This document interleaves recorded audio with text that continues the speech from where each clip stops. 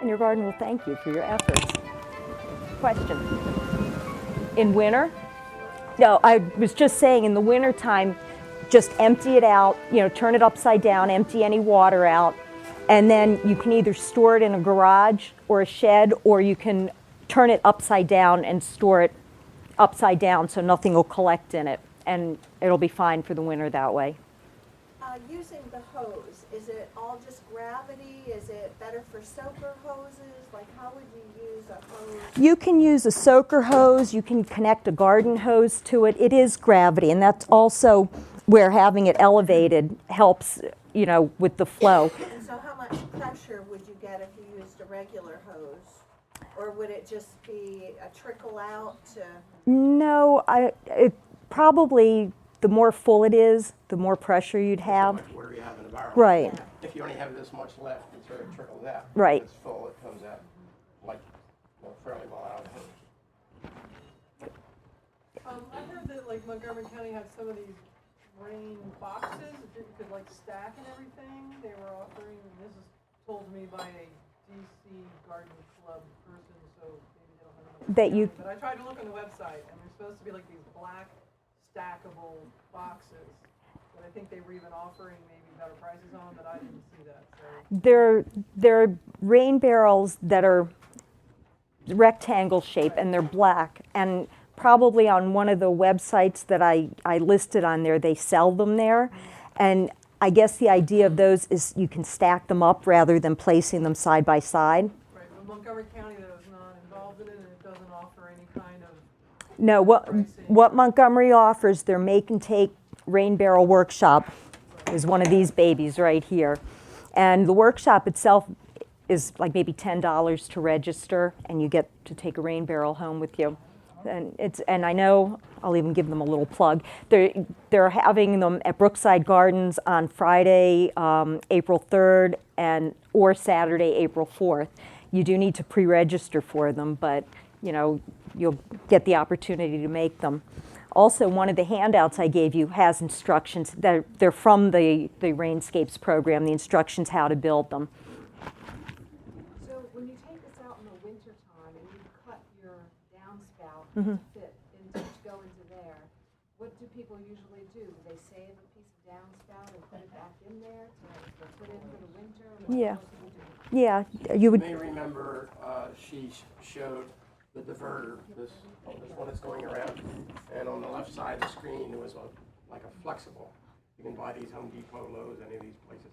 It's a flexible piece of downspout. It's made of plastic, and you get one of those, and you just take the top part of it and you put it up to where your downspout was cut, and the bottom, it'll fit down into the bottom part, just replacing that section of downspout. What holds the lower part of the downspout onto? Usually on the house, there are clamps around the downspout. You can use one of those ring clamps to reattach them. This is right side up. This is the, it's not fitted in the hole, but this is goes on the collection port, and the screen is attached to the underside of it. And again, it's just a ring clamp that attaches it, that holds it in place, so it's easy enough to take the screen off if you need to clean it out. But you should definitely use a screen in there to keep, because the bugs can get through these holes in this grate, so this will help keep them out.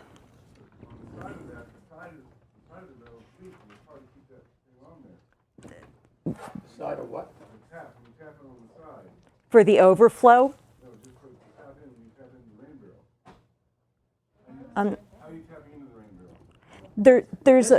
This rain barrel was made in one of the Brookside workshops, one of the first ones we had. This is an old barrel that came from, I think we figured out it was from a Pepsi bottling plant or something like that up in Frederick. Because when we cut holes in them, they all smelled. Yeah, they really will. Anyways, we got these empty barrels, and and if you go to a Brookside workshop, you'll probably do the same kind of thing again. They'll have the tools there and instructions and so on. First thing, you cut a hole in the top, and they give you this piece of hardware that Cheryl has. Yeah. This thing here, which fits in the top of that.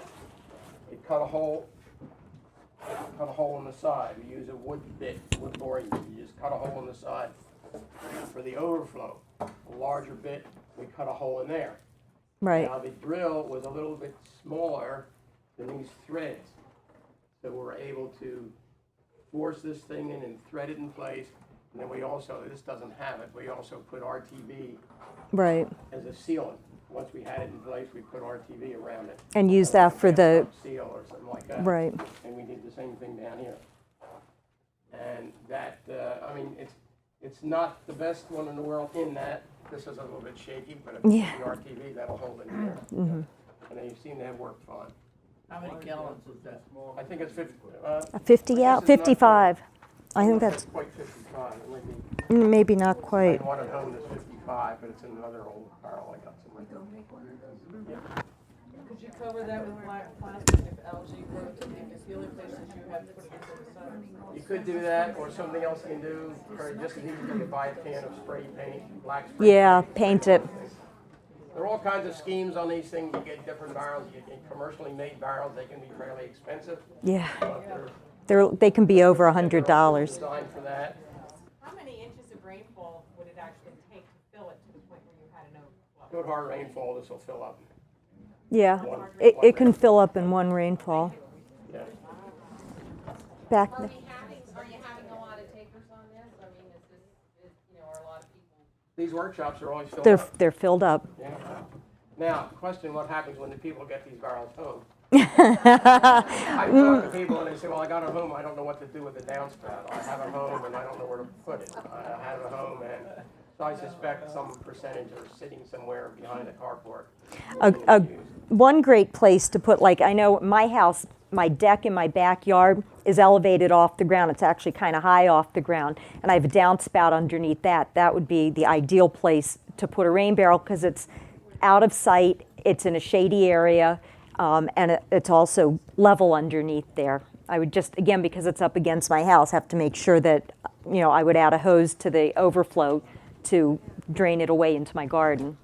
Was there a question back there? One more, and then we have to quit here, we're already, Well, I think we have to, well, one. One. 115, I have. Oh, Place we can get the barrels. 115 to 220 is supposed to be the next section. yeah, and there's a list of websites. About barrels, people are looking now to get cheap barrels, and you have to get something that's got good quality. Yes. Yeah, this- Some people are going to car washes, and the car washes No. have big blue barrels. No. You'll never get the soap out of those things, so you're gonna have a terrible problem. It's got to be a food grade barrel. That's the safest way to go. If you're not gonna be using them for food, if you're gonna be using them for ornamentals, and you can't guarantee you're gonna be out for 7 days, could you put some mosquito dump in there? Yeah, you could definitely put mosquito dunks in there. Everybody know what a mosquito dunk is? It's just a little, it's actually a little ring, a hard ring of Bacillus thuringiensis, BT, which is toxic, non-toxic to animals and humans, but toxic to mosquitoes and caterpillars and stuff. And it's just a little dunk, you drop them in there, and it will kill off mosquitoes and bugs.